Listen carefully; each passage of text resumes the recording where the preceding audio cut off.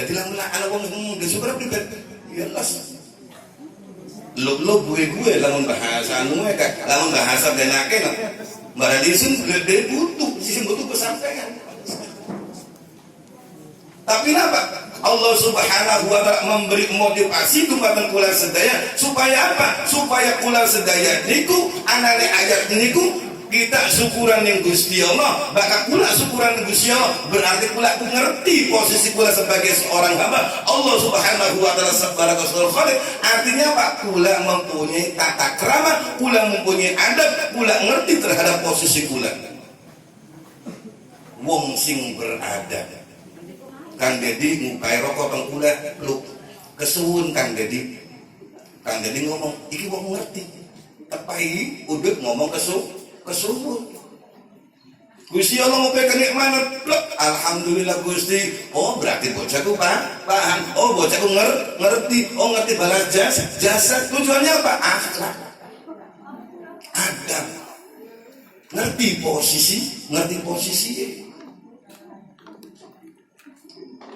La in syakartum la azidannakum. Tujuannya adalah ulah sebagai seorang hamba ini mempunyai akhlak, mempunyai adab terhadap Allah Subhanahu wa ta'ala. Ada tanda terima kasih, ada tanda terima kasih kepada Allah Subhanahu wa ta'ala. Beli abot, beli larang terima kasih Gusti Allah. Pertama cuma hanya siapa? Alhamdulillah, mengucapkan alhamdulillah. Kusumunya Allah panjenengan kula dereng jalo sabun-sabun nyukani. Alhamdulillah Gusti. Padahal syukuran dulu cuma hanya sekedar ucapan, lawan mengucapkan alhamdulillah, boten. Apa? Perlu bukti sebenarnya.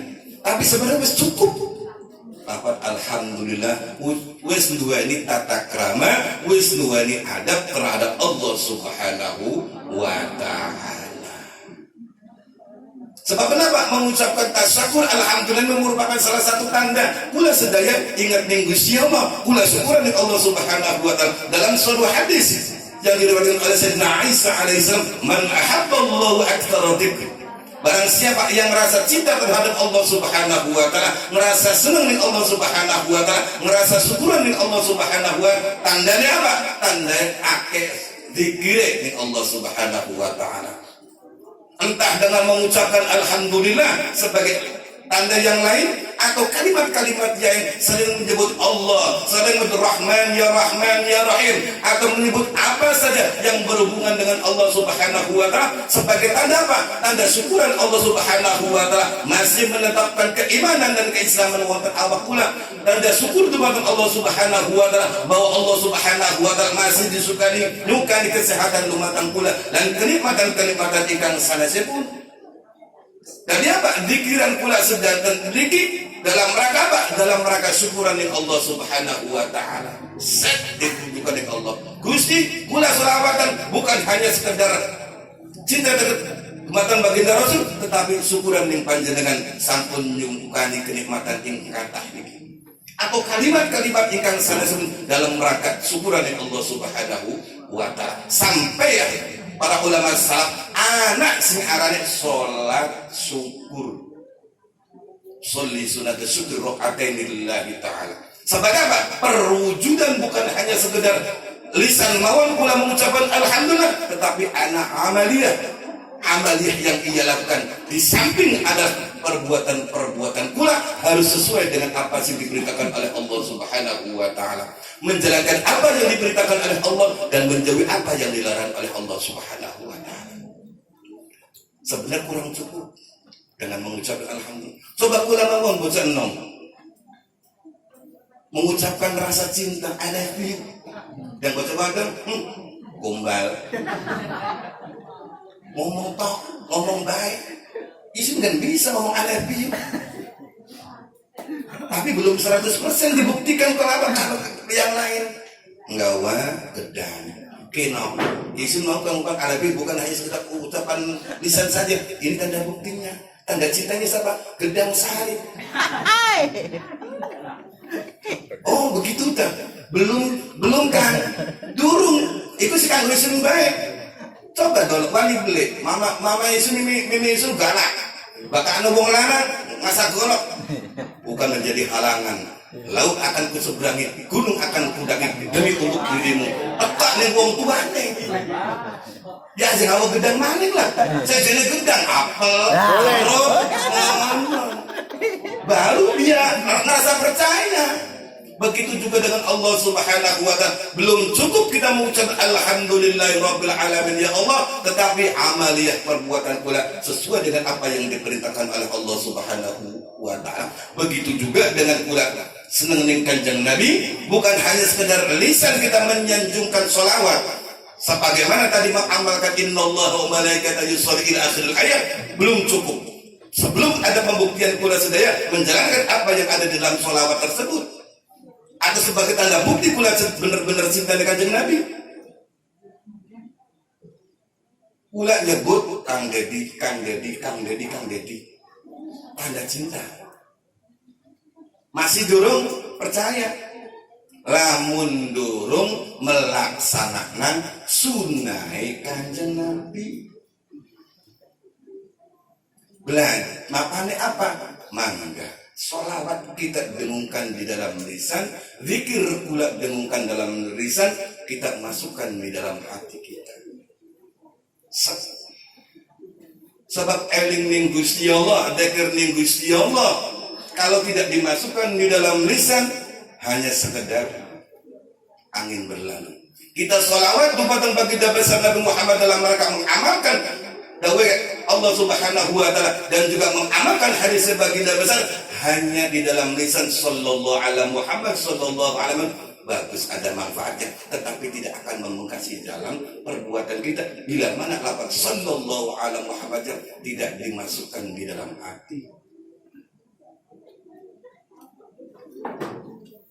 Dari kabeh zikir ning Gusti Allah, zikir ning Kanjeng, membaca salat coba belajar dimasukkan ke dalam hati. Wow, mati lampu ikut dalam mereka, mungkin panitia atau ketua dalam mereka mencoba memasukkan lafaz sholawat di dalam hati kita.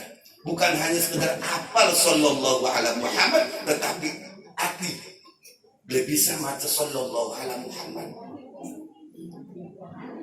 Berjanji dihafal secara lisan, tetapi tidak bisa hati kita membaca berjanji. Allahumma sholli ala sayyidina Muhammad.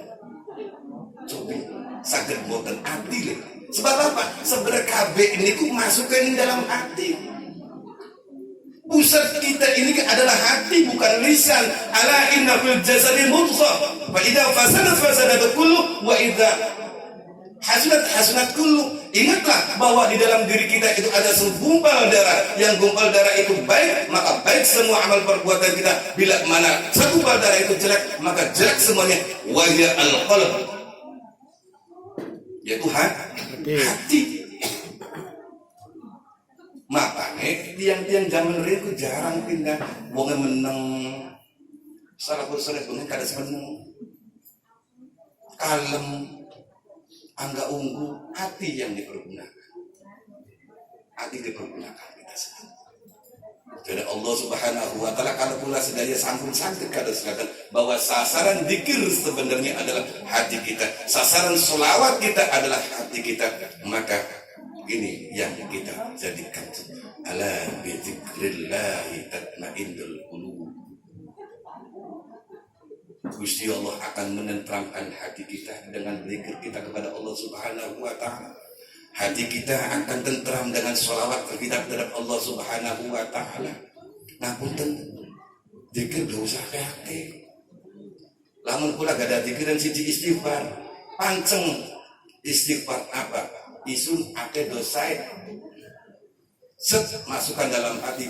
Astagfirullahaladzim. Lamun dewek. Lamun mau sama kayak kena asal makan kayak keder.